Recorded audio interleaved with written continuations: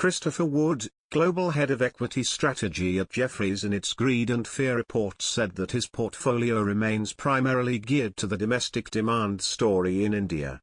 Wood's long-only portfolio for India underperformed last quarter, rising by 4.2% in US dollar terms on a total return basis, compared with a 6.8% gain in the MSCI India benchmark.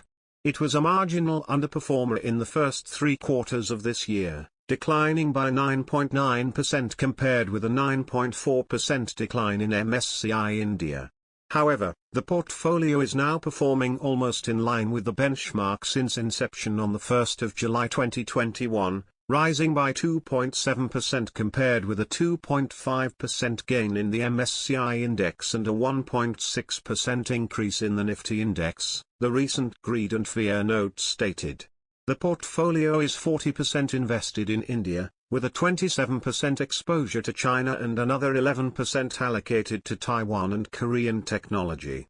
The Indian exposure was a positive last quarter, though the China exposure was clearly negative. There is also a 24% allocation to energy, resources and gold. The portfolio remains primarily geared to the domestic demand story in India. It should be noted again that the stated performance of the absolute return portfolio is on a total return basis, Wood said.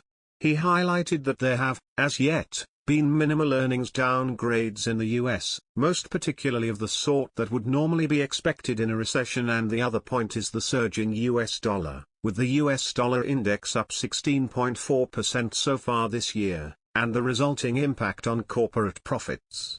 So if the outlook is not promising, Greed and Fear has to admit that the one development that would undoubtedly reassure equity markets is any sign of a moderation in the Fed's current hawkish stance, Jefferies' Christopher Wood said.